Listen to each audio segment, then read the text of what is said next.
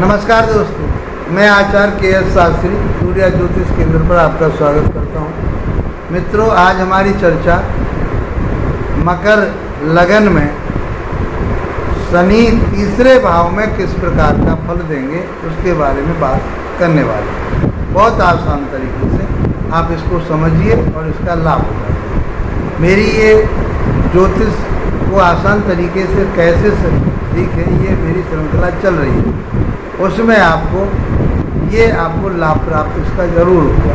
और मकर लगन में ये पाराशरी सिद्धांत के आधार पर ये कहा गया है कि लग्नेश सदैव शुभ फल देता, ये सिद्धांत है उनका। अब लग्नेश कहाँ बैठा हुआ है? लग्नेश बैठा हुआ है आपके तीसरे भाव। तो इसके कार्यकत्व को समझ, पहले हम ग्रह के कार्यकत्व को समझते हैं।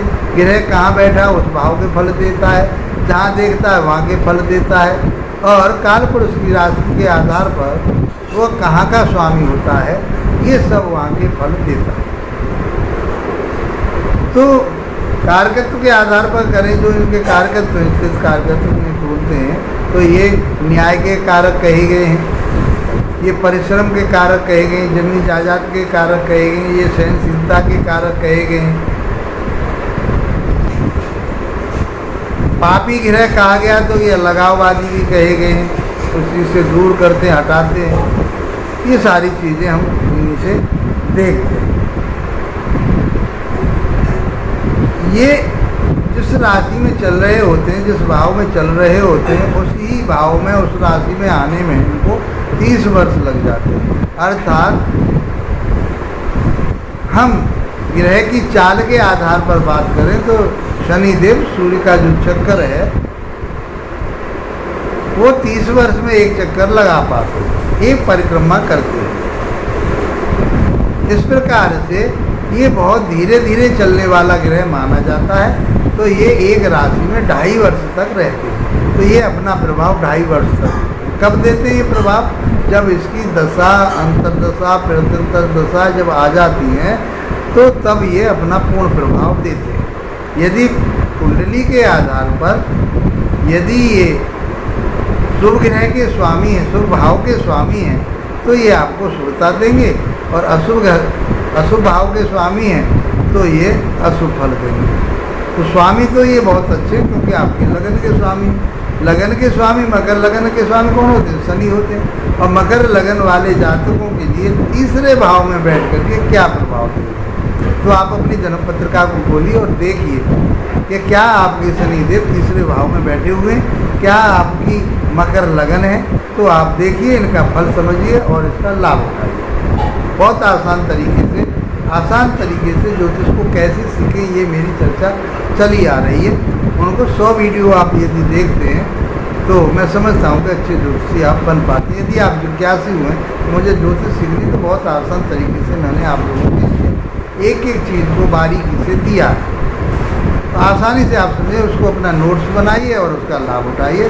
जीवन में इसका अपने लिए ही लाभ उठा लीजिए, ये बहुत कुछ होता है।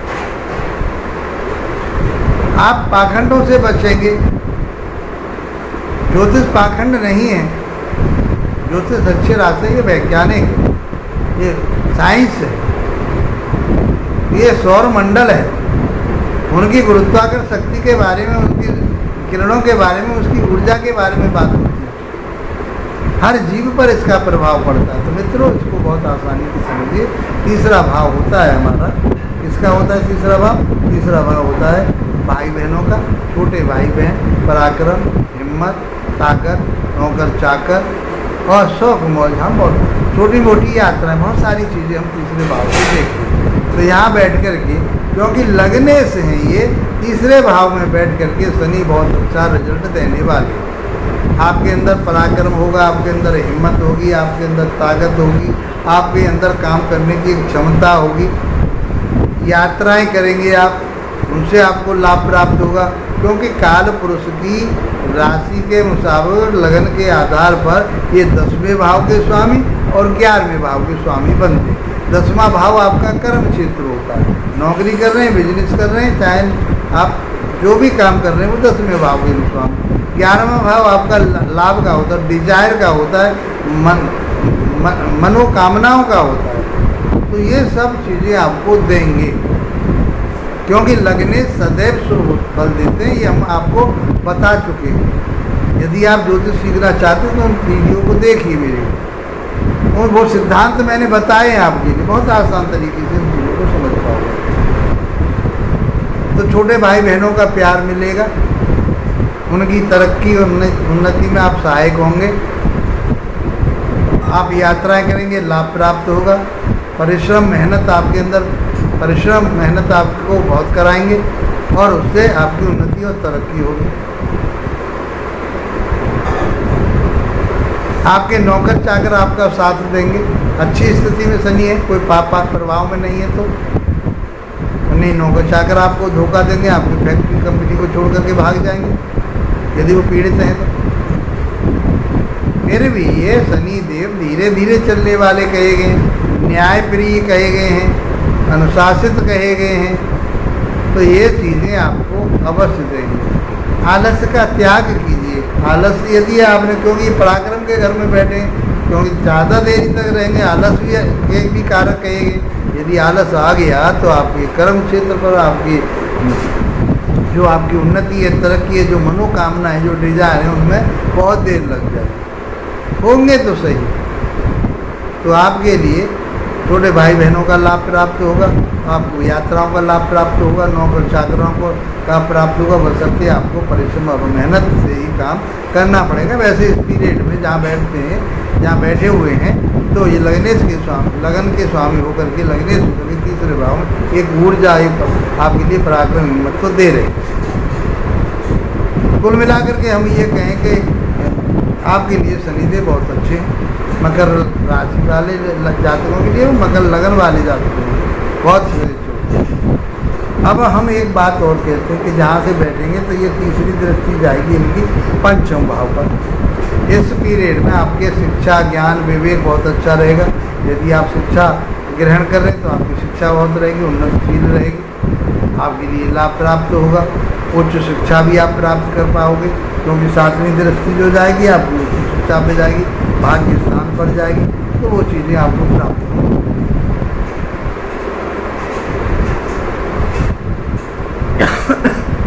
यदि इस पीरियड में आप कंसीव करना चाहते हैं, आप अपने परिवार को बढ़ाना चाहते हैं, नवजात शिशु के आपके घर में आने की संभावना पूरी बनती है। शिक्षा, ज्ञान, विवेक आपका बहुत अच्छा रहने वाला है। लव रिलेशन आपके बहुत अच्छे रहने वाले हैं, क्योंकि वो राशि किसकी बनेगी? राशि बनेगी शुक्र की, और शुक्र एक वैभव के कारक, स्त्री के कारक कहे गए, भौतिक सुखों के कारक कहे गए। जो आज संसार में दिखाई देते हैं जितने भी सुख, वो शुक्र देव देते हैं, पत्नी के कारक कहे गए। तो आप इस पीरियड में जब इनकी दशा अंतर्दशा आई तो ये सारी चीज़ें आपको अवश्य प्राप्त होंगी, 100% प्राप्त होंगी। शनि की स्थिति अच्छी है।